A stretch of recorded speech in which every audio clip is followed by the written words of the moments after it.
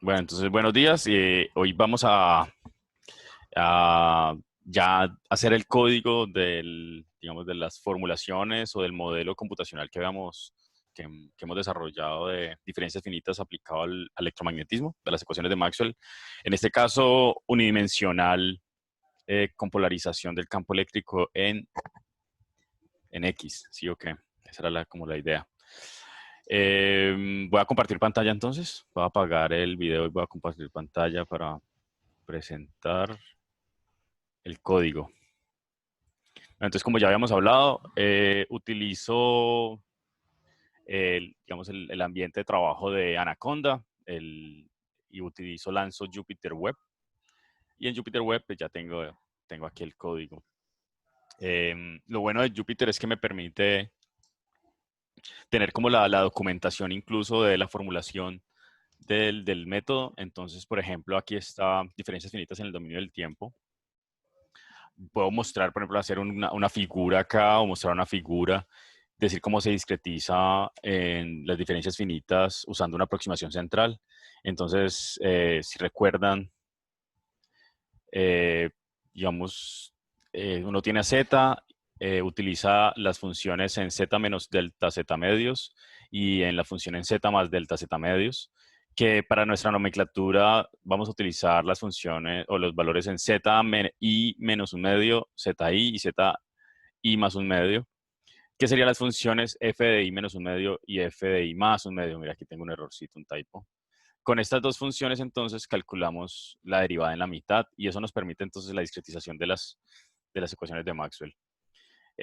Como veamos, o como dije, entonces, se supone o se asume que la onda electromagnética se propaga en la dirección Z y se considera la polarización del campo eléctrico en Y. Por lo tanto, el campo magnético está en X. Bueno, entonces es EY y HX. Esas serían las dos ecuaciones. Esta de arriba es Faraday-Lenz y la de abajo es Ampere-Maxwell, donde tenemos ya las derivadas temporales a la izquierda y a la derecha digamos, las fuentes de esas derivadas temporales, que en este caso es la derivada del campo eléctrico en Z, la derivada del campo magnético en Z, la corriente de conducción y, digamos, si el material tiene conductividad, pues entonces tendríamos esta función acá. Donde mu, epsilon y sigma pues son las propiedades constitutivas del medio. Si aplicamos entonces diferencias finitas con la aproximación central a esta expresión, pues tendríamos esta que sería como la, la expresión de actualización de los campos eléctricos y magnéticos. Recuerdan que tanto en el tiempo como en el espacio, digamos, las posiciones del campo eléctrico y el magnético están cruzadas, ¿sí o qué? Entonces, primero se actualiza el campo magnético en la posición I más un medio, se emplea entonces el valor anterior del campo magnético en esa misma posición. Eh, Aquí, mira, aquí también tengo otro typo. Aquí debería ser en el anterior, n menos un medio y en la misma posición espacial. Y lo que tenemos acá es cómo se calcula entonces la actualización del campo por la derivada respecto a z. Entonces, si tendríamos E en el momento n, I más 1 menos I. ¿Listo? Entonces tenemos estas dos posiciones utilizando la diferencia central o la aproximación central. Aquí tenemos también la actualización para el campo eléctrico, entonces son con las constantes beta. Se actualiza el campo eléctrico al EN, como sería aquí EN más 1. Se utiliza entonces las posiciones del campo magnético I más un medio e I menos un medio. Y se utiliza la corriente, la expresión de corriente. ¿Listo? Y las constantes, los parámetros se pueden calcular de esta manera. Esa sería como la expresión completa entonces. Y uno podría entonces, aquí lo bueno de Jupyter es que nos permite, digamos, representar o explicar acá y luego sí al código. Entonces, digamos, lo primero que hay que hacer entonces llamar las librerías que se necesiten. Vamos a utilizar NumPy para todo lo matemático y se crea, digamos, un NP que funciona como NumPy, en donde están cargadas todas las funciones de NumPy. Cargamos digamos, un objeto, digamos, que carga todas las funciones de SciPy relacionadas con Fourier. MPL, que tiene como las características de Matplotlib, que funciona como similar en MATLAB a los plots. Y creamos un PLT para hacer las figuras. Time no lo utilicé, finalmente no lo utilicé. Y en Matplot también tienen una librería de animación, entonces llamamos Funk Animation y ya importamos esta. Utilizamos estas funciones que se conocen como magics para poder, digamos, ir corriendo Matplot en las líneas de comando. Muy bien, entonces lo primero que hago acá es, bueno, ¿alguna pregunta hasta ahí? ¿O todo bien? O sea, todavía no hemos hecho nada de código, solamente hemos descrito lo anterior, pero ya pues bien escritico, aunque hay unos errores de typo. Y ahora entonces solamente las librerías. ¿Alguna pregunta? No, no.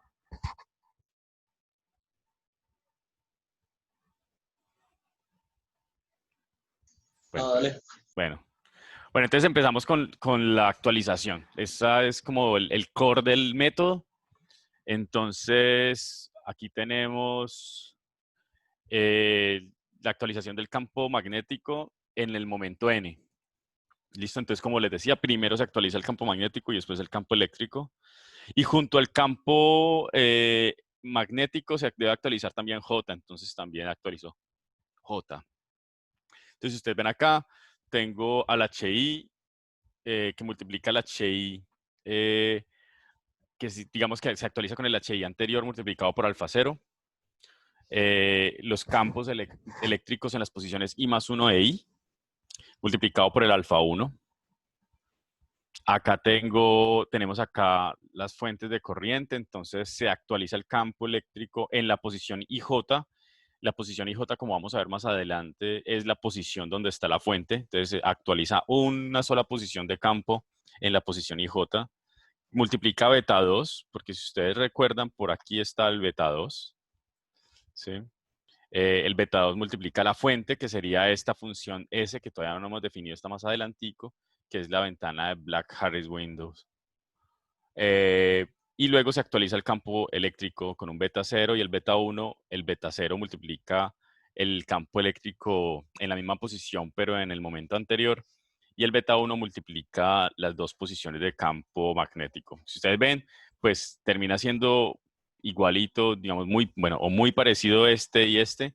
La diferencia es que aquí no utilizamos en el numerador del campo magnético, no utilizamos más un medio, pues porque no, digamos, ¿para qué? En lugar de eso utilizamos el I, ¿listo?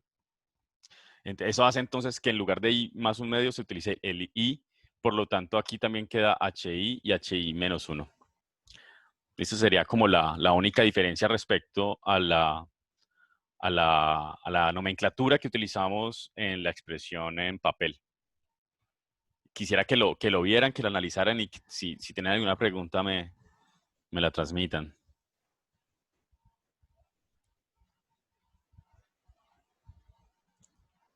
¿Alguna duda? ¿Todo bien? Pues ese I no se puede llegar a confundir con el 1 medio diré, no se puede llegar a confundir con el 1 del papel.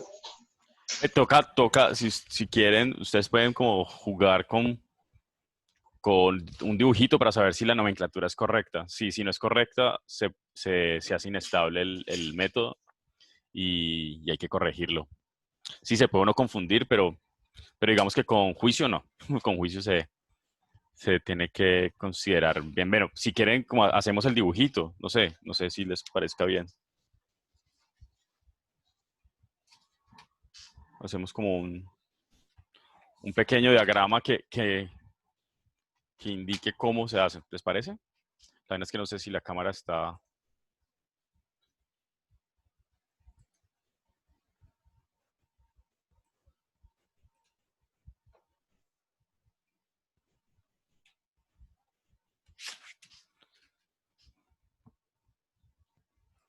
O quitarle lo del fondo, que eso no.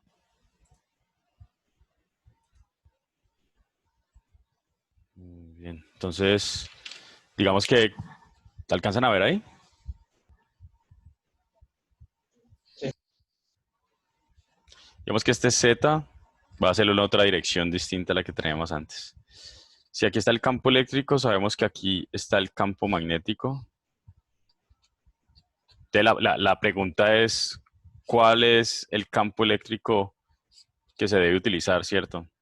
Entonces, digamos que por acá tenemos la posición inicial, es decir, que aquí es 0, y el E0, como vamos a poner una condición de frontera, eh, por acá debería estar H. Entonces, como esta es posición de frontera PS, entonces este campo eléctrico aquí siempre es 0. Listo, entonces este sería el H0, este sería aquí el E1 y este sería el H1. Entonces, si esto sigue así, este será el EI y este ¿cuál será? Ahí más un medio. EI. No, digamos que si seguimos la misma lógica, digamos que este sería H0, H1, HI. Aquí sería E0, E1, EI. Por lo tanto, este es, mira que aquí dice E1 y este sería el H1. Por lo tanto, si este es el EI, este sería el HI. ¿Ok? Ah, Entonces, vale, vale. digamos que si tenemos el punto anterior de H, bueno, aquí serían puntos suspensivos, este sería aquí el HI menos 1. ¿Sí? Este sería el I más 1 y por acá tenemos el HI más 1. ¿Sí? En esa nomenclatura. Por lo tanto, el campo eléctrico se actualiza con el HI y con el HI menos 1. ¿Listo? Y el HI se actualiza con el EI más 1 y el EI. ¿Estamos de acuerdo? Vale, vale. Sí. Y así sucesivamente hasta el final, digamos, hasta a la otra condición de frontera donde tenemos el E final, que es lo que llamamos el EI, y entonces aquí estaría el HI también. Muy bien. Entonces digamos que estamos de acuerdo en que si es un medio, uno más un medio, y menos un medio, y así sucesivamente. Pero como no podemos poner los medios en los intervalos de Python, en los, digamos, los índices de los arreglos no pueden ser valores medios, entonces valores fracciones, entonces pues simplemente dejamos el 0, 1 y menos 1, pero hay que tener cuidado de cuáles actualizan. ¿Sí, ok? Bien, entonces bajo esa consideración, eh, se hace esto.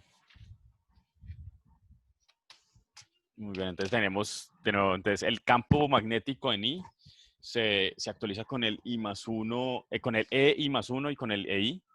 Y el campo eléctrico en I se actualiza con el I y con el I menos 1, como les mostré en la figura. Eh, Listo, entonces digamos que este es el núcleo del método.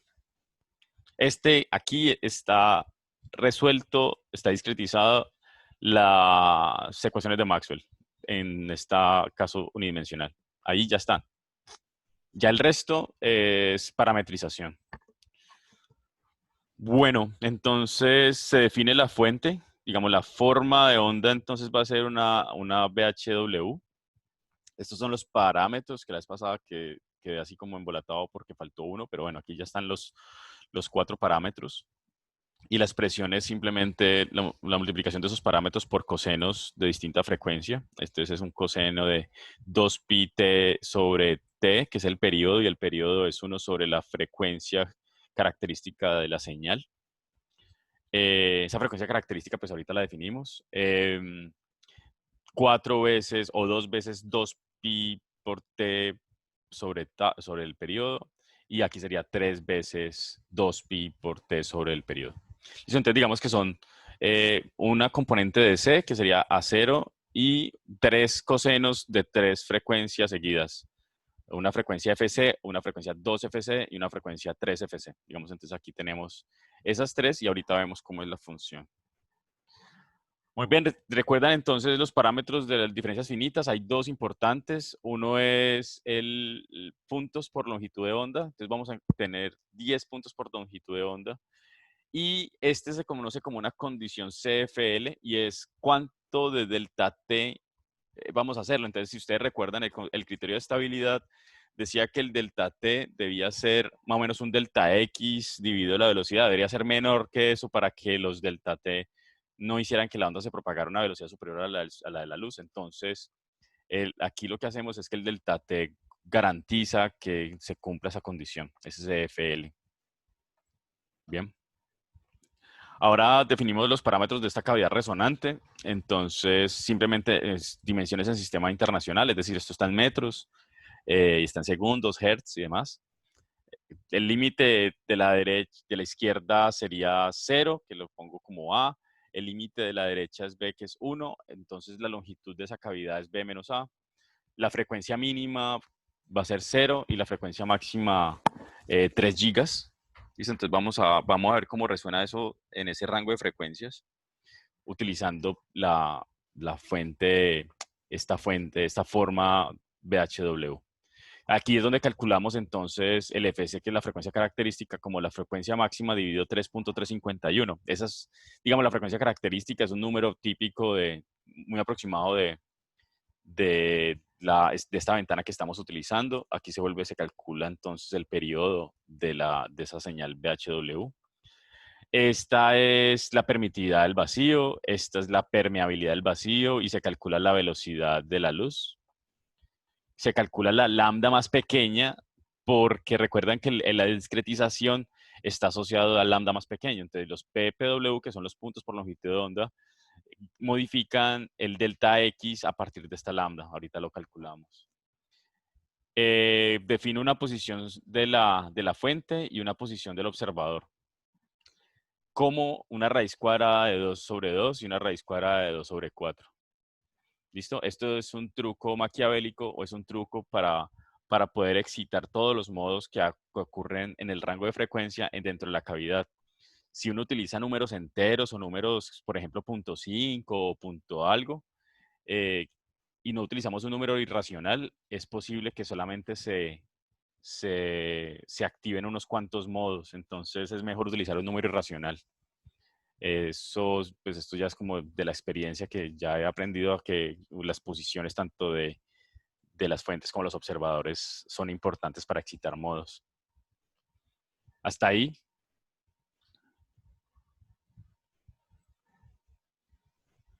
Bien. Bien. Bien. Diana, Jason, ¿están por ahí todavía? Sí, profe. Listo. Sí, profe. ¿Algún lío o no? ¿Todo bien?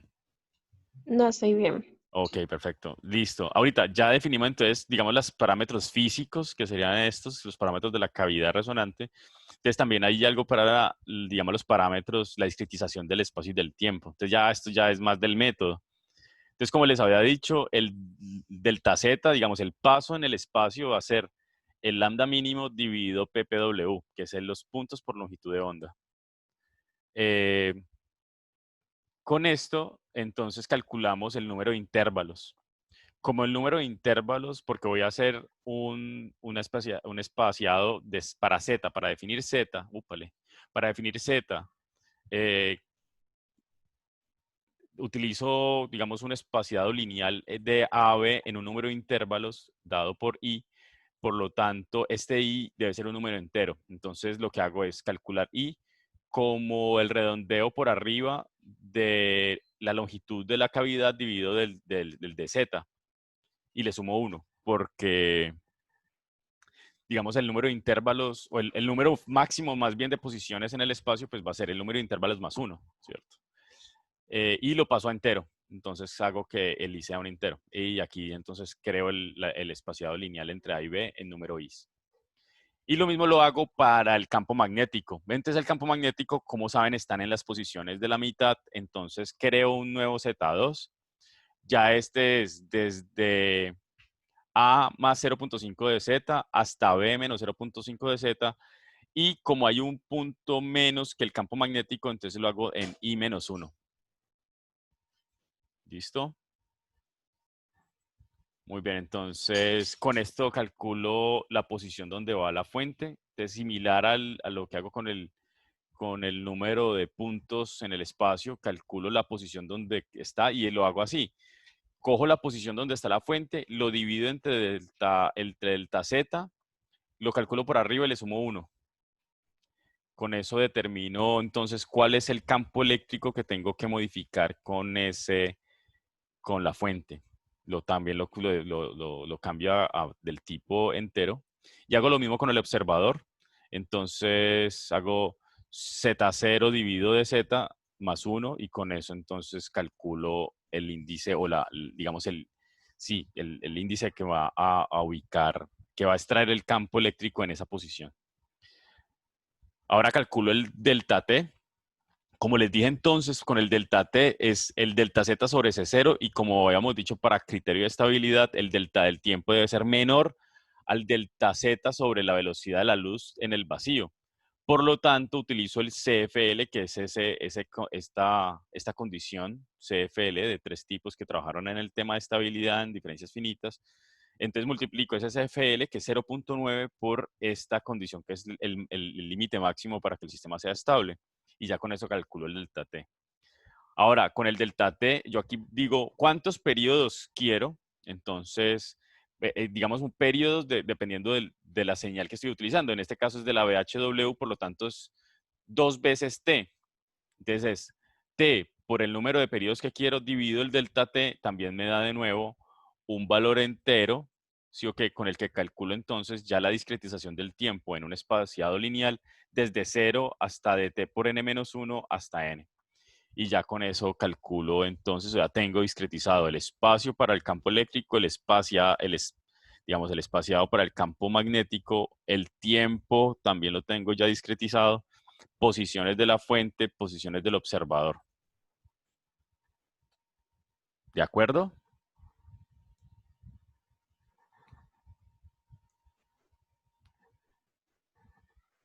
Julián, Señor. ¿me sigue? Sí, sí. ¿Sí? Ah, bueno, estaba por allá lejos, quién está desayunando este man. Ah, no, el micrófono. Carlos, ¿todo bien? Sí, profe. Sí, profe, ahí vamos. Bien.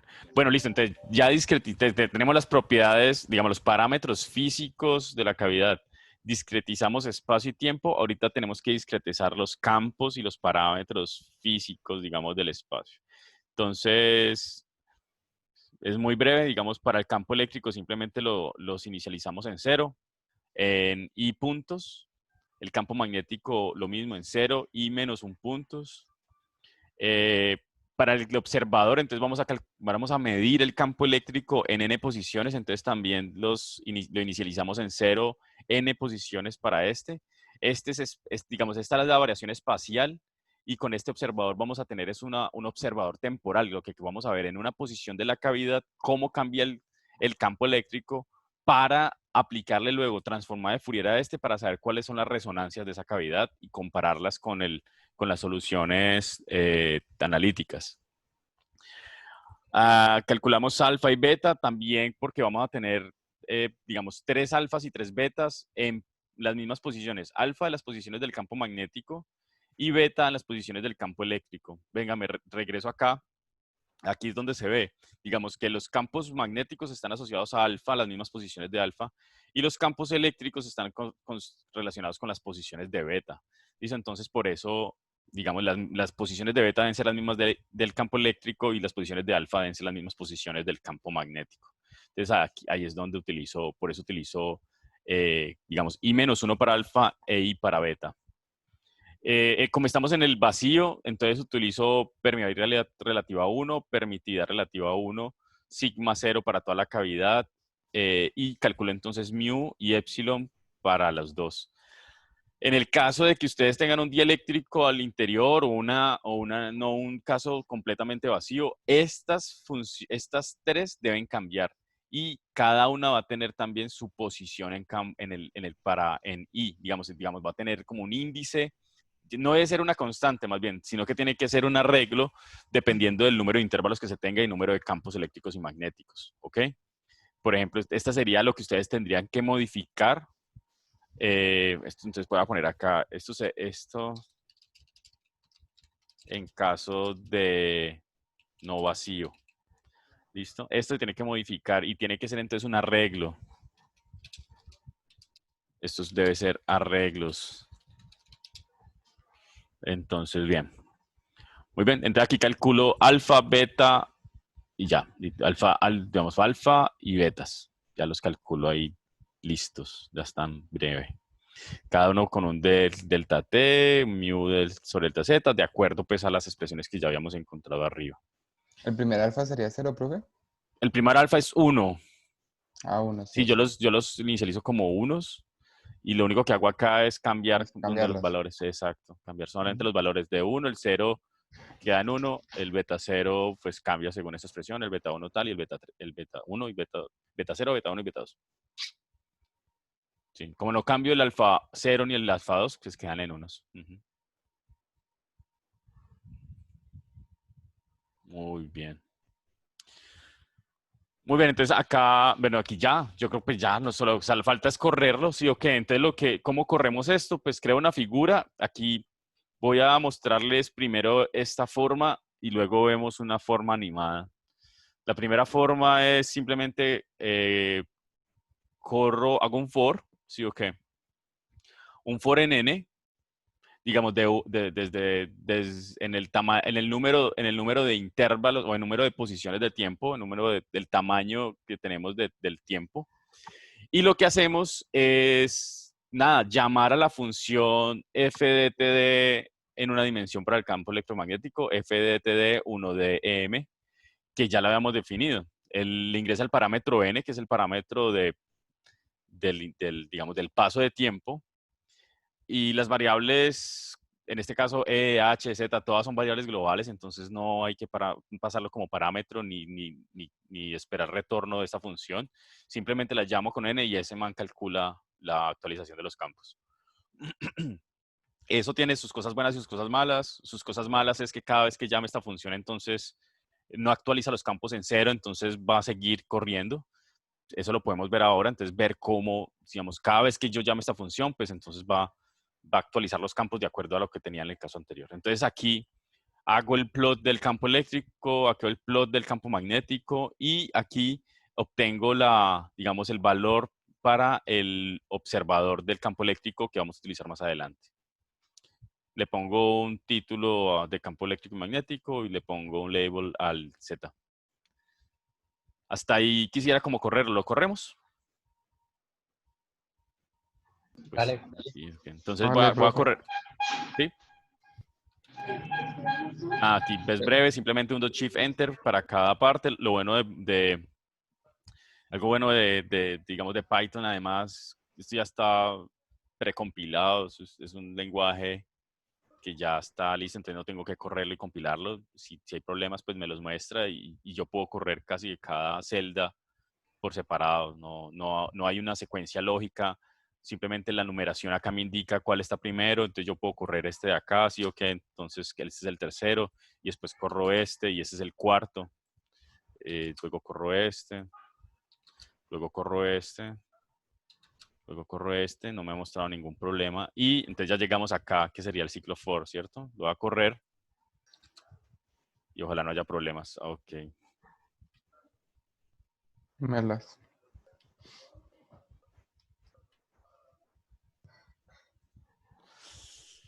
Listo, lo que tenemos arriba es el campo eléctrico y lo que tenemos abajo es el campo magnético. Cuando, ustedes ven las líneas, hay como un warm, es decir, que digamos, las líneas de campo arrancan. eh, Vamos a ver cuántos periodos puse yo. ¿Dónde están los periodos? ¿Dónde están los periodos? Por acá, 2. Voy a poner un periodo a ver si se ve más. Voy a correr este, otra vez este. Ok, aquí se ve menos congestionado el asunto. En azul están los primeros campos y en rojito, y cada vez que se van haciendo más rojos, pues es que va pasando el tiempo. Si ustedes ven entonces, el campo eléctrico tiene esta forma, el campo magnético se separa con polarización distinta para que uno va propagándose en dirección Z negativa, el otro va propagando en dirección Z positiva. Si corremos un periodo más largo, pues entonces simplemente este campo que está en dirección Z positiva choca con la frontera de la derecha y este acá choca con la frontera de la izquierda y se devuelve. ¿Listo? Lo que les decía ahorita entonces, si yo corro de nuevo esto, pues se actualiza el campo como venía. ¿Sí? Aquí ya hay interferencia entre ondas, aquí ya se suma la que reflejó acá con la otra, ya aquí ya hay campo magnético también se refleja. Si ustedes ven entonces las condiciones de frontera se mantienen, ustedes ven acá el nodo de la derecha está en 0 y el de la izquierda está en 0. ¿Cómo logro eso? Uy, eso es muy importante y ustedes no lo notaron. Si ustedes ven acá, el campo magnético, el campo eléctrico, digo, lo actualizo entre 1 e I-1. No actualizo, nunca actualizo el 0 y el I. Siempre los dejo en 0. Si usted, eso es, digamos, entre la condición de frontera, la mantengo simplemente no actualizando los campos de los extremos. Y esa es la manera en que mantengo los campos bien. Digamos, las condiciones de frontera, garantizo las condiciones de frontera. Para campo magnético no hago nada y dejo que se actualice solito él como quiera. Y ustedes ven acá antes que en la frontera de la derecha el campo magnético sí crece y no necesariamente cero, crece hasta donde sea. Si vuelvo a correr esto, pues va a ser más compleja aún la forma de onda. Ahí hay de todo, ¿sí? Entonces, ahí ven ustedes cómo va corriendo. Podemos ver entonces, podemos poner como varios periodos, 10. Volvemos a poner todo en 0 y que haga su... Uf, mira, la forma de onda entonces de los campos, del campo eléctrico y el campo magnético al interior de la cavidad es bastante compleja. Es pues una cosa ahí llena de nodos. Y lo que está haciendo ahí y se forma de esa manera es porque empiezan a haber resonancias. Entonces las formas de onda que terminan siendo más importantes son las señales o las ondas que son resonantes. Bien, hasta ahí preguntitas. Profe, más o menos, ¿qué es lo que tenemos que entender nosotros de las gráficas? Pues por lo menos que puedo poner algo, pues por lo menos ver que las señales no son inestables. Por ejemplo, esto es estable, ¿sí o qué? Que las condiciones de frontera se mantienen, que el campo eléctrico y el magnético tienen esta forma. Campo magnético, por ejemplo, en las fronteras no, digamos, no tiene lío, no hay problema porque no son cero, digamos, como si es el campo eléctrico. Por ejemplo, si a ustedes les pasa algo así, por ejemplo, que discretizamos mal, voy a ir otra vez a la función de actualización espacial de los campos y voy a ver qué puedo hacer. A ver acá. En lugar de ser I más 1, voy a hacer I y aquí menos 1. Espero que no se dañe esta vuelta. Espero que no se joda. Para aquí posiblemente como algo en menos 1, entonces voy a hacerlo desde 1 para que no me vaya a molestar. Lo que voy a hacer acá es voy a discretizar equivocadamente, voy a formular inadecuadamente la función de actualización del campo. Entonces, pues todo esto es igualito, todo esto es igualito, eso no hay lío, no hay lío. Voy a hacer desde 0. Y lo que vamos a ver es que el sistema se va a inestabilizar. Uf, voy a ponerlo en pocos periodos porque si no esto se vuelve una... Vamos a ver. Oh, miren, ¿sí pilla? Se inestabiliza. Aquí es 1 exponente a la 44, es decir, aquí el campo eléctrico se fue al infinito. Esto no quiere decir que la cavidad resonante esté haciendo que haya energía infinita, no. Lo que pasa es que el método numérico está inestable. ¿Sí? Entonces, cuando uno juega con estos métodos, y por eso les mando el código como para que ustedes jueguen y vean a ver cómo es que es el asunto, pues cuando uno juega con los campos o con estos métodos, pues se da cuenta que ocurren este tipo de cosas. Otra opción, voy a dejarlo como estaba. Esto iba desde 0 y aquí era I más 1 y aquí es I, sí o qué. Es cambiar, por ejemplo, la constante de estas CFL. Entonces voy a cambiar este, por ejemplo. Y voy a ponerlo en 2, a ver si se inestabiliza. Esto cambiaría... Uf, mira. Se inestabiliza también. Entonces, cambiando la condición de delta T, haciendo que el delta C sea más alto, superando el valor de 1 de CFL, también se hace inestable el campo. Voy a ponerlo otra vez entonces en un valor más chiquito. Voy a ponerlo en el límite. No sé si se jode. La verdad no probé. En el límite funciona. Fui muy conservador y lo puse así como en el punto 9. A ver si lo pongo en 1.1. Bueno, 1.5, a ver. Spam. Ah, inestable. Inestable. Entonces, nada, 1.1. Yo no sé si el límite cuál será. 1.1. Uy, inestable. Ah, qué maldito. Pero 1 a la 17. Se pasó un poquito. Es 1. Entonces sí, dejémoslo en el límite. 0.01 no podría jugar, pues, como para, pues, a ver cuál es el límite, pero de verdad no hace mucha diferencia. Y el valor aquí es 150, ya no es por 10 a la 44, pero sigue siendo inestable. Y eso hace que está haciendo que como que la onda sea más rápida que la luz, y es mejor jugar con lo sano y mantener un 0.9. Y eso ya hace que sea estable. Profe, y de Ajá. esa que ya es estable, ¿qué información podemos sacar? Muy bien, entonces recuerdan el observador. El observador hace que el campo eléctrico se mida en una posición. Entonces, si uno tiene la expresión analítica, uno puede calcular las frecuencias de resonancia, que yo esperaría que ese era el ejercicio, que ustedes resolvieran eso. Entonces ya saben cómo es la forma de onda. Si ustedes saben cuáles son las frecuencias de resonancia, ustedes pueden sacarle el Fourier a la señal que capturan en el observador y ya lo vamos a ver. Pero voy a correr más Periodos. veces, más periodos, como pues para que saque una señal buena. Chulumbún. ¿Sí? ¿Eso fue todo? Vamos a ver si sí, no sé. Bueno, entonces para sacar Fourier, pues simplemente calculo el Fourier del campo eléctrico calculado en el observador. La función esta de Fourier de SciPy me corre el campo para que no quede la mitad. Así como en MATLAB, que está cruzado el campo, primero el espectro positivo y luego el negativo. Calculo las frecuencias utilizando también, calculo el valor absoluto, la magnitud y luego calculo el ángulo. Calculo la frecuencia con n y delta t, utilizando esa función también de Fourier de SciPy. Corro también la frecuencia para que quede la negativa y la positiva. Luego, ¿qué es esto? N1, Sail, Frequency Size. Ah, ya, porque yo quiero ver solamente es la parte positiva del espectro. A mí la negativa no me interesa. Entonces, para ver la parte positiva hago esto y solamente veo unos 100 puntos del espectro. Eso es lo que hago. Y luego observo a ver qué pasa. Muy bien, aquí está entonces. La de arriba es la función temporal. Esto es lo que observa, lo que calcula, lo que mide más bien, como si uno tuviera una pequeña antenita en una posición de la cavidad. Entonces, esto es lo que mide. Esta es la medición de campo eléctrico, cómo varía el campo eléctrico en el tiempo, ¿sí?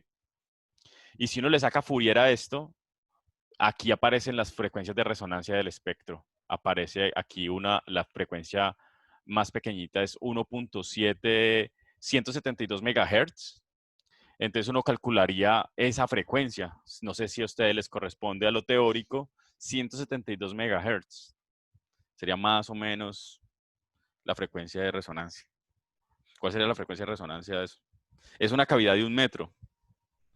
Como es una cavidad de 1 metro, la frecuencia fundamental tiene una longitud de onda de 2 veces eso. Entonces sería la longitud de onda 2. Como la longitud de onda es 2, la frecuencia de eso sería 300 dividido 2, que sería 150 megas. Aquí nos dio 172 megas, pues por el error numérico. Uno puede seguir calculando pues más periodos y calcula.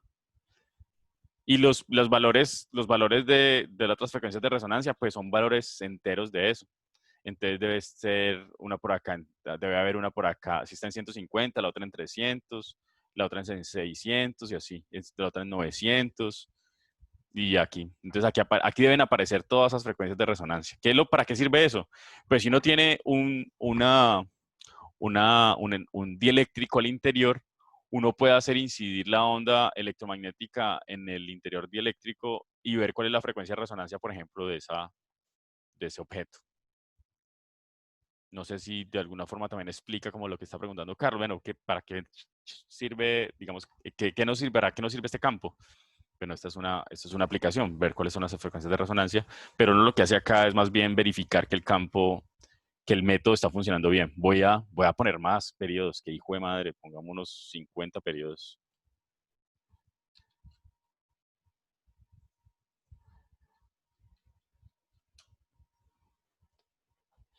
Vamos a poner a ver.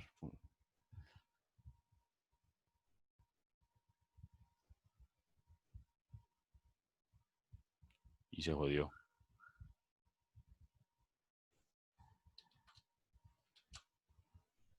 Uf, mira. Aparecen estas. Aquí están 900 megas. Aparece esta en, uf, tampoco, 140 y pico. Aparece esta en 300. Aparece esta en 442. Aparece esta en 586. Aparece esta en 725. Esta en 890 y así, digamos, entre las frecuencias de resonancia que aparecen acá, que podríamos verlo pues como en otra escala como para verlas bien, no sé si ustedes alcanzan a ver, surge a partir como de esta señal que captura el observador en la cavidad. Ok. No voy a ponerle tanto a esto.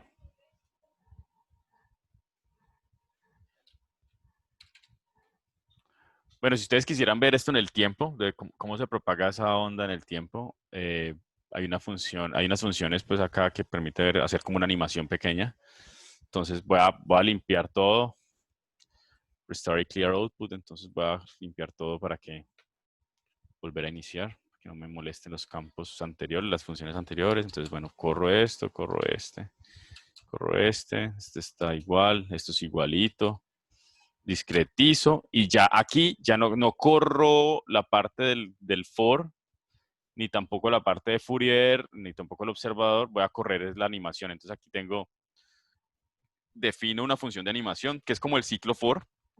Aquí lo que hago es llamar como defino una función al que le llega un parámetro n, que es, digamos, el intervalo, el paso. Llamo la función igual que lo llamaba en el ciclo for anterior. Actualizo el campo eléctrico en la gráfica, actualizo el campo magnético en la gráfica y establezco unos límites superiores e inferiores. Y aquí lo que hago es crear la figura, una figura 3. Hago el plot, defino que esto hago un subplot. 2, 1 indica cuántas veces en el eje, en Y, digamos cómo es el arreglo. Este sería el primer plot. El 2, 1 igual en el segundo plot para el campo eléctrico y para el campo magnético respectivamente. Defino los colores para el campo eléctrico como azul y el color para el campo magnético rojo y llamo la función animación. ¿Listo? Y ya lo que hace esto es mostrar el campo, ya no como lo veíamos antes con estos colores, sino que ya es cómo se propaga el campo eléctrico en una dirección, el campo eléctrico en la otra y el campo magnético respectivo.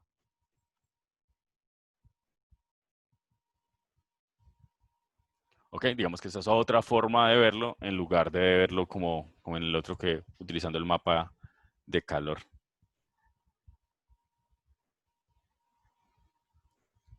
Listo, lo que falta entonces es lo que les decía antes. Como la idea es poner un dieléctrico en la mitad, entonces cambiar esta parte para que no sea simplemente una constante 1, 1 y 0, sino que sea un arreglo. Y lo otro es aplicar las condiciones de frontera radiantes, porque lo que yo hice acá simplemente fue no actualizar el campo eléctrico en los extremos y eso hace que la condición de frontera sea PEC. Entonces, digamos, como tarea, sí, como trabajo para ustedes, como actividad para ustedes, está esas dos partes. Pues ya el código lo tienen, ya lo pueden modificar, ya lo pueden hacer lo que quieran, ya es de ustedes. La idea sí es como que le añadan eso, que le añadan meterle dieléctrico y condición radiante. Los escucho. Yo tengo unas preguntas, Luis. Dale. ¿Me escuchas? Pues por un lado, la perspectiva, tú arriba en el código mencionaste que por la experiencia te habías dado cuenta que importaba mucho dónde se colocara al observador. Sí, Ahí es donde se vería reflejado y como qué cambio sugerirías si lo colocamos en otro lado. sí, no, lo que sugiero es ponerlo en un lugar irracional. O sea, por eso utilizo la raíz cuadrada de 2. Podríamos ver, por ejemplo, si lo ponemos en otra posición entera, por ejemplo, en 0.3 o 0.25. Seguro en 0.25 no vamos a ver, no vamos a ver, voy a 0.25. Aquí sí, ok. Eso, vamos a correr este entonces. Y voy a poner, ¿cuántos periodos que pusimos? Pues pusimos 50, fueron muchos, 20. Con esta posición del observador ya no va a poder ver algunos modos, entonces va a cambiar la amplitud de los modos. Eso es lo que vamos a ver. Ya corre, está corriendo ahí el for de actualización, ya lo corrió. Ya corrió, bueno, este de acá. Ahorita corre Fourier. Y eso es observador. Entonces aparecen como esto. Ya recuerdan que el modo como que estaba más fuerte antes era el de 900. Y ahorita ya está en qué? Ya está en 1 giga. Por acá entonces aparece 1.30 y pico, 280 y pico. Ah, aquí sigue siendo el más fuerte, el de 900 MHz. Por acá aparece otro, que es el de 1.8. Aparece como 1.8 GHz. Aparece por acá otro. Entonces digamos que la posición modifica tanto la excitación como la observación. Cambias como la forma, como se ve el espectro, precisamente por esa posición donde se ubique. Julián. Pues, pero seguiría siendo, o sea, ¿qué observador? No me queda claro bien. Yo diría que es como un medidor, por decirlo así. En donde Y el, se observa, el ubicara observador es medir, como una, es como pero una, es como una antenita que vos pones dentro de la cavidad para medir el campo. Si lo que es ver como un medidor, pues está bien, sí, pero digamos, digamos en física, todo instrumento que es capaz de capturar, o está diseñado o permite capturar el valor de una variable, se conoce como observador. pues no, vale. Ujú, sí. Por otro lado, ese mapa de calor es lo que está moviendo ahí abajo, ¿cierto? Eso. Esto, sí, aquí ya como al final el campo eléctrico y magnético aumenta en intensidad, un poco aumenta la intensidad, entonces digamos que las últimas son líneas rojas y solapan todo, pero por debajo está el azul. Sí, Si uno lo ve en pero unos poquitos periodos, se alcanza a ver un 0.5.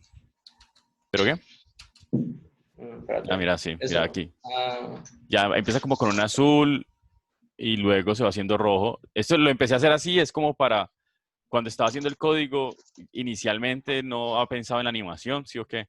Entonces dejarlo así, pero dije, no, pero no es tan chévere, es mejor como la animación, se van a entretener mejor con la animación, pues la animación es más chévere. Entonces, sí, porque finalmente cuando corro esto mucho tiempo, pues el rojo solapa el resto y los azules ya quedan por allá perdidos.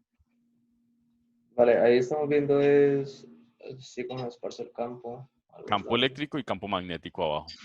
Sí, pero es que no, o sea, como ahí estamos viendo en una dimensión, pensé que sí iba a haber más, como una onda, o sea, como algo senoidal, pero ¿A qué? no, o sea, no esperaba verlo así, es que se fuera esparciendo hacia arriba, Ah, digitando el color, claro, sino porque que, claro que se tiene que propagar en dirección Z, pero una parte se propaga en dirección Z negativa, o sea, hacia allá, y otra se propaga en dirección positiva hacia allá. Y por eso sí, para todos los lados. claro, el campo magnético cambia la polarización, porque por la regla de la mano derecha, el campo eléctrico, pues, como se mantiene en la misma polarización, pues la polarización del campo magnético debe cambiar. Ujú.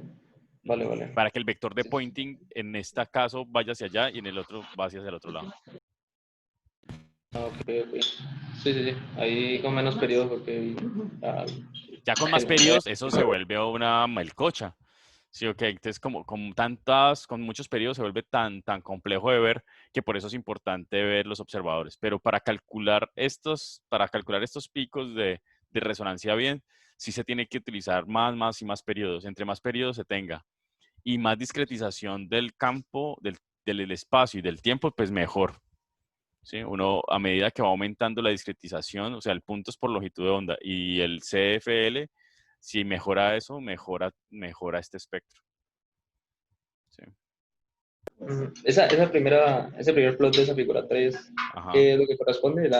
Es La lo que, magnitud. es lo que mide, lo que vos decías del medidor. Está en una posición y a medida que va llegando el campo, digamos, la fuente está en raíz de 2 sobre 2, o sea, 0.707, ¿sí o qué? Si uno ve, miren el X Sí. abajo.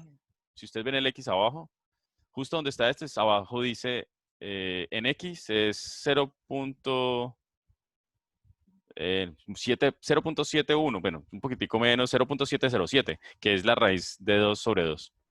Ahora, está ahí donde pongo la fuente. El observador la pongo en raíz de 2, al principio la puse en raíz de 2 sobre 4. O sea que es 0.35, estaba como por acá el observador. Entonces, a medida que se va propagando el campo, pues al principio miden 0. ¿Sí o qué? Eso se ve chévere, es como en el de abajo, en la animación. Va a correr la animación. Digamos, si yo tengo aquí el observador, es 0. Pues no corrió ni mierda porque... Uy, quedó la grosería ahí en pleno YouTube. Se motea, se motea. Va a tocar editar, va a tocar editar. Nah, Un div. 2, voy a ponerlo en 2. Otra vez pongo los campos en 0.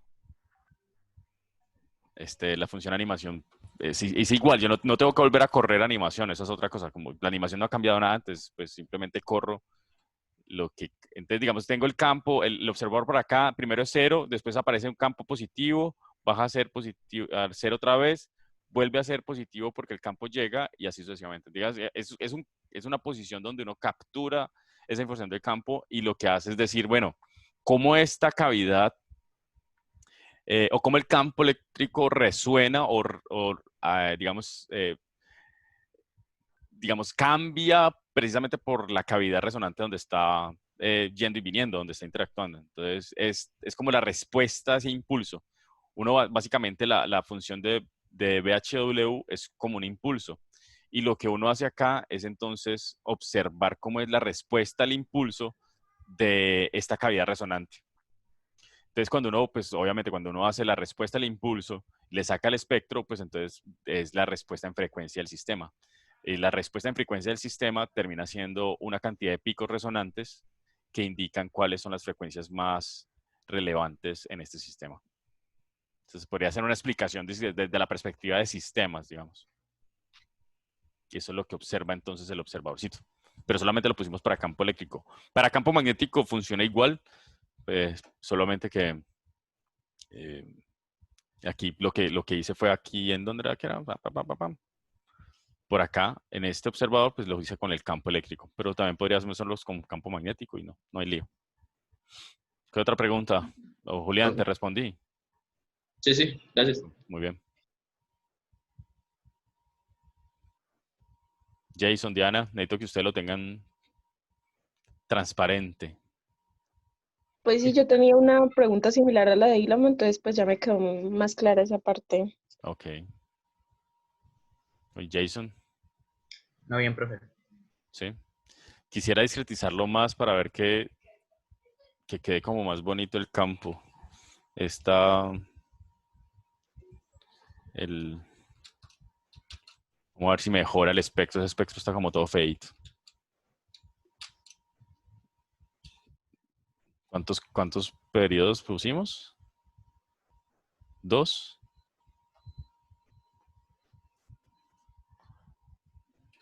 Voy a poner los 20.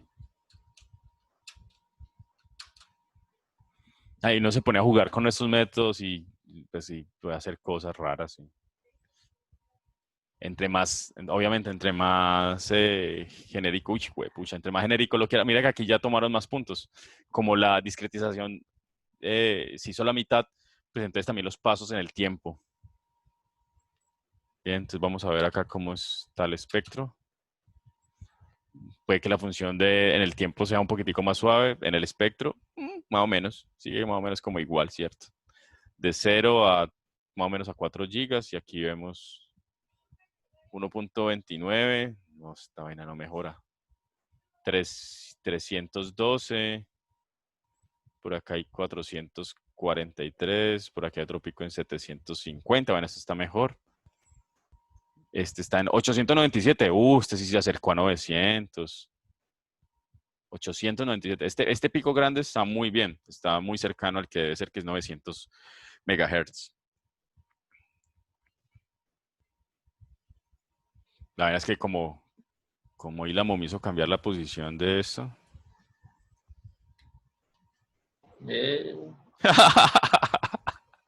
Por ejemplo, si lo ponemos en la mitad, estoy seguro que si se pone en la mitad, 0.5, no es capaz de ver el segundo modo. Y no sé si el grandotote. Es que no, tendría que hacer la cuenta.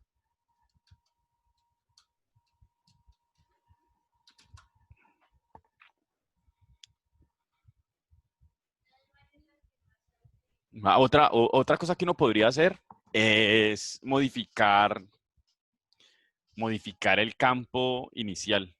Definir un campo inicial y ver qué pasa. Si uno tiene la respuesta del campo, uy, mira esto. Esta es la respuesta en el tiempo para eso que pusimos y aquí la respuesta en frecuencia. Mire que los picos cambiaron todos, ¿sí o qué?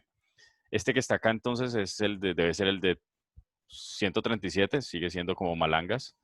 129, este por acá está en 443, pero el de 300, el de 300 megahertz como que ya paila, ¿no? Aquí debería haber un pico de 300 megahertz y no aparece. Aparece solo este.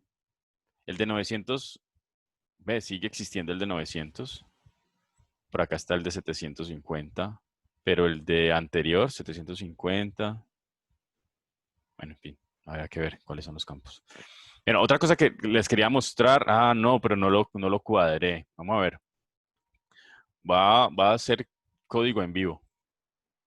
Voy a insertar una celda acá abajo y voy a decir que el campo eléctrico sea igual a, digamos, la solución de esto, del campo eléctrico son los senos, ¿sí o qué? Y como son dos senos, es 2 por NPPi por Z dividido L. Esta es la, digamos, la forma solución del campo. El campo magnético, ¿cómo es? Es igualito, solamente que con coseno. Entonces, en lugar de seno es coseno. Pero hay que multiplicarlo por... vale. Esto lo cogí. Esto hay que multiplicarlo por la impedancia. Si recuerdan cómo es que es la impedancia, SQRT.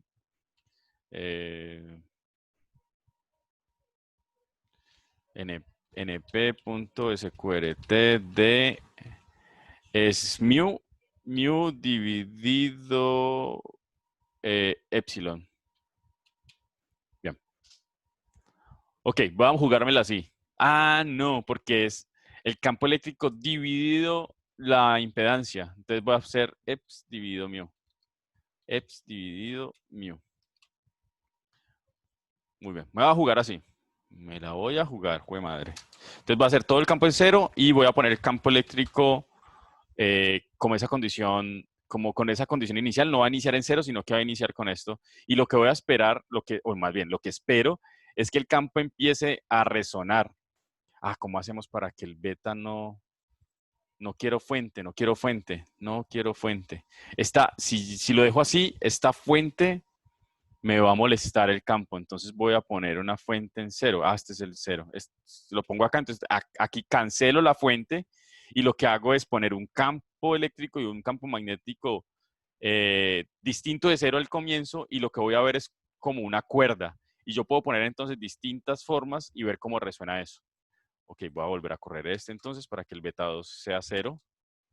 Y échenle la bendición a esto a ver si funciona. Jue madre, pero le puse como n periodos.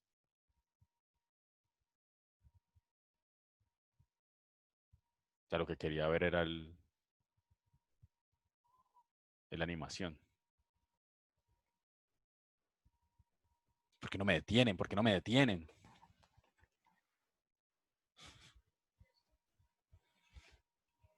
Bueno, mientras esto corre, sí me entiende lo que quiero hacer. Uf, vamos a ver. ¿Esto qué? Ah, error. Ah, ya sé cuál es el error. Mira, aquí como hace el debug Python de bacano, él me dice exactamente dónde está el error. Y me dice, mire, aquí usted tiene un error y abajo me dice, X y Y deben ser los mismos para que pueda hacer el plot. Entonces, claro, el error fue que para el H yo utilicé Z y es Z2. Pero bueno, este error me permite modificar acá. No quiero tantos periodos, quiero unos 3 periodos nomás. Sirvió el error, profe, ¿sí ve? Sí, sirvió el error, ¿para qué? Algunas veces funcionan los errores, eso es una maravilla. Listo, lo que no lo quiero ver acá, no te quiero ver a ti. Quiero ver es la animación.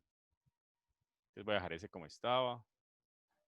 No quiero ver tampoco el espectro. Si quieres, ahorita vemos el espectro. La animación sigue tal cual. Miren, la animación no tengo que modificarla. Solamente le doy acá a este. Ah, y aquí sí se ve chévere. Sí, mira, aquí está. Ah, este es el segundo modo. Realmente este no es el primer modo. Este es el segundo modo. Mira que el primer modo, entonces tiene nodos en los extremos y nodo en la mitad. Es como si una cuerda resonante, ¿no? Como una cuerdita. Entonces, el segundo modo. Y a medida que cambia el campo eléctrico, mire, aquí no se está haciendo nada. Aquí estos campos están cambiando es por el método numérico, no es una función temporal, algo así, ¿ok? Yo no estoy... ¿Ustedes me creen, sí o qué?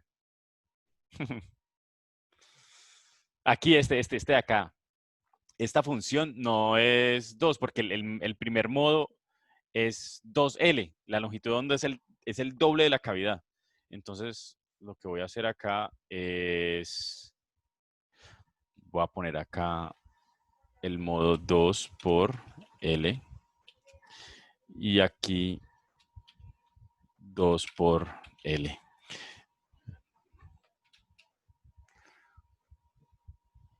Ahorita sí, voy al final a la animación y voy a correr de nuevo esto. Ah, pero no le puse en 0. Si no lo pongo en 0, esa vaina va a ser... Ah, no, sí, no, porque ya está actualizado. Bien. Ah, ¿no ve? No se actualizó. ¿Por qué no se actualizó? Aquí. Ah, me faltó un paréntesis. No me fijé si... Inválido. 2 por NP. ¿Dónde está el error? Ah, aquí también. ¿Ahorita sí? Sí, ahorita sí. En caliente esto. Ahorita sí. Mira, este es el primer modo. Ahorita sí, este es el primero. Este es el modo principal. Entonces, la onda tiene un máximo en la mitad, tiene los dos extremos a los lados y ahí sí se propaga. Mire, si esto no funcionara, esto, digamos, la forma en que... Bueno, y cuando tiene máximo el campo eléctrico, hay un mínimo en el campo magnético. Y cuando hay un mínimo en el campo eléctrico, cuando se hace 0, debe haber un máximo en el campo magnético, también se observa. Uno con este intervalo puede hacer que que la simulación sea más rápida. Entonces podríamos cambiar acá el número de periodos y hacer que la simulación sea un poquitico más rápida. Voy a poner 10.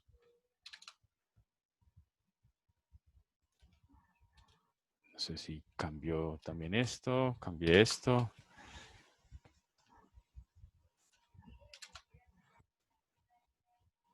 Listo, ahí sí se ve más rapidito. Entonces, cuando es 0, toda la línea straight, toda la línea horizontal del campo magnético, del campo eléctrico, el campo magnético se hace máximo. Y al contrario, cuando el campo magnético se hace toda una línea horizontal, sería máximo el campo eléctrico. Listo, muchachos. ¿Cómo les pareció? Voy a repetirlo. Voy a repetir y repetir esto a ver qué hace. True. Baila. No permitió el true.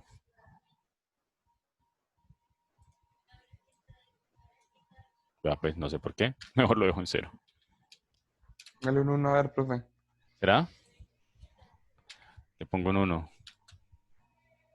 Ah, Ah, sí, vamos a ver, sí. Bueno, no puede guardar esto, entonces, esta animacioncita. Yo esperaría que, no sé si guarda el plot o la animación, la verdad, pero bueno, yo esperaría que guarde la animación. Y ya. Listo, muchachos, eso era lo que quería mostrarles. Ahí queda el código, queda la...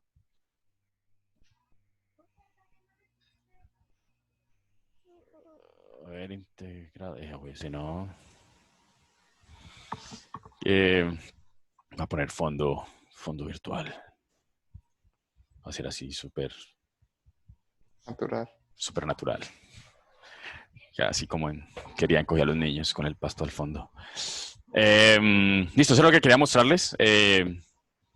Como la codificación de este método, que es digamos, el más sencillo, pero también poderoso. Finalmente uno puede resolver casi que cualquier problema utilizando diferencias finitas.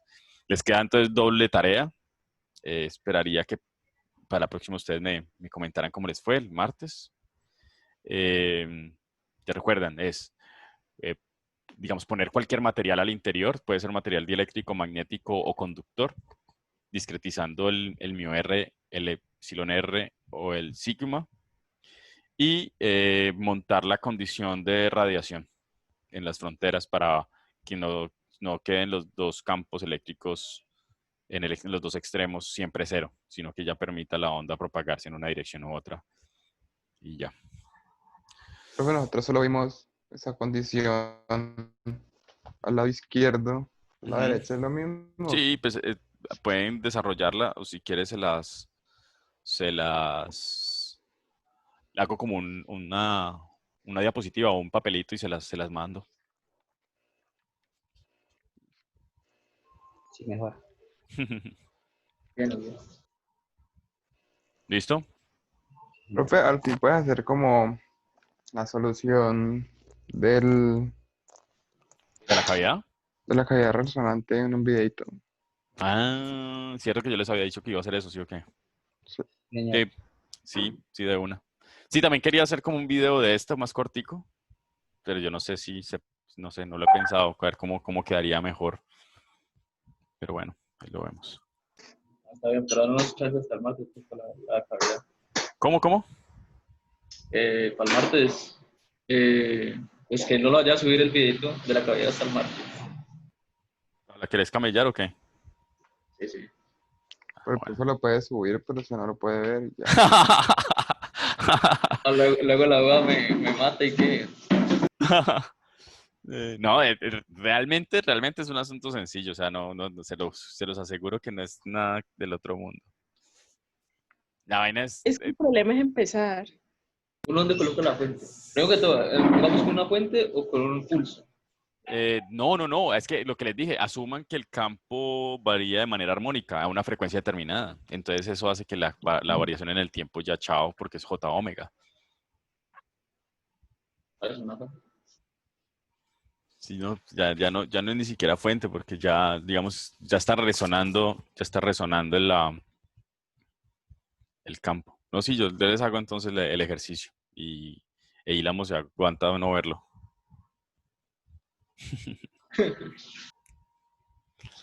Listo. Listo, profe. Ok, que le vaya bien, Carlos, por allá entonces un hackathon.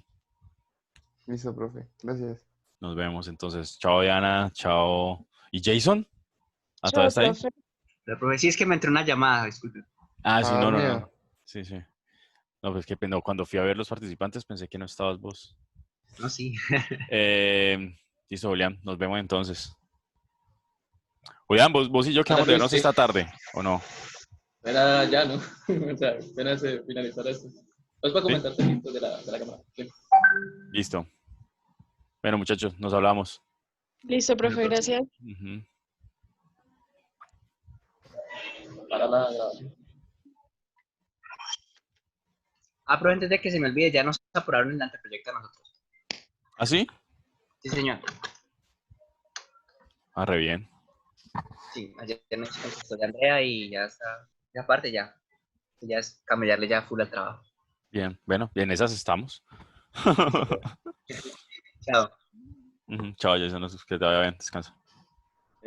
Doy la grabación. ¿A la paro? Sí.